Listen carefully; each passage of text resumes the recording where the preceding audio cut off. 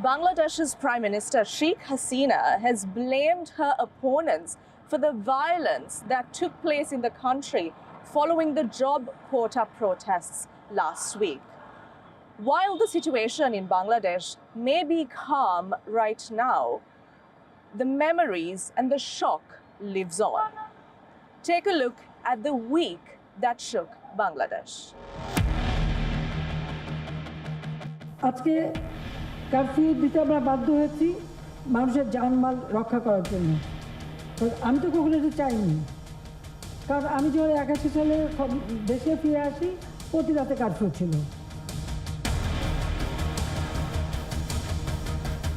আপনারা জানেন যে কটা ঘটনা, যতগুলি খুন খারাপি এই শিবির, বিএনপি, জামাত এরা একসাথে করেছে।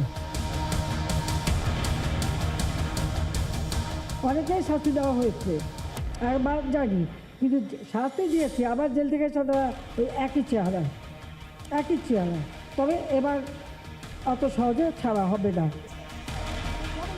After 1 week of turmoil in Bangladesh, Prime Minister Sheikh Hasina has put the blame for violence on her political opponents. Hasina's comments came a day after the country's top court scaled back most job quotas and the nation showed signs of crawling back to normalcy. A week of student-led protests against quotas for government jobs killed nearly 200 people. Clashes between protesters and security forces prompted the government to shut down internet services, impose a curfew and deploy the army. The curfew has now been lifted. There's a tense calm that says there's still an anger simmering below the surface. This was perhaps one of the worst unrests under Sheikh Hasina, who won a 4th straight term in power in January. The opposition had boycotted the elections. Prime Minister's remarks on the whole incident and blaming us, being BNP mainly, is totally baseless. It is full of vengeance, because they have been trying always to defame BNP, which is a totally democratic party and a liberal democratic party. Unfortunately, this has become the trend of our Malik and the party leaders to blame everything for everything, BNP for everything. There's the political blame game on one hand and real-life tragedy on the other. The scars run deep.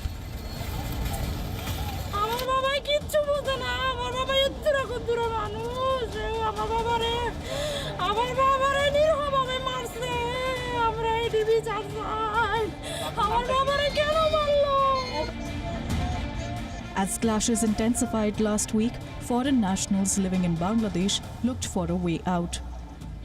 The border into West Bengal and Tripura held up hope for Indians as well as Nepalis, Bhutanese and more. Countries like Malaysia pulled out its nationals by planes. Close to 5,000 Indian nationals were moved out, most of them students. The situation in Bangladesh is getting worse. It was horrific. Jails, factories and vehicles have been put on fire. Prisoners were burned to death. Roads were also destroyed.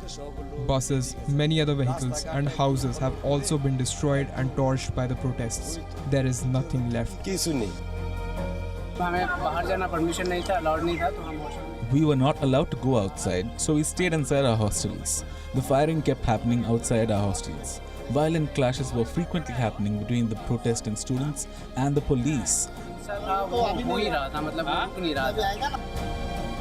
The Friday is the most worst because at that time all the people coming out, and then we can see that they are holding their weapon to there's the meeting point there where the riots happen. The 5-day shutdown drastically restricted information flows and upended daily life for many. Bangladesh's telecommunications ministry says broadband internet has now been restored.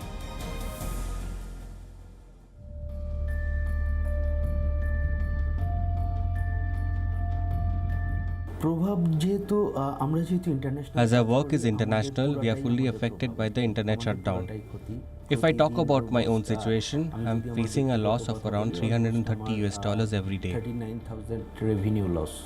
I was in the telecom industry for 22 years. I've never seen something like this. Bangladeshi Army Chief General Waqar Uzzaman took an aerial survey to take stock of the devastation. In many areas, he says redevelopment will have to start virtually from scratch. The total loss is indescribable. I don't know how long it will take to get over this loss. Amid an economic downturn and high youth unemployment, a situation like this pushes Bangladesh to the brink. Can Sheikh Hasina put the nation back together?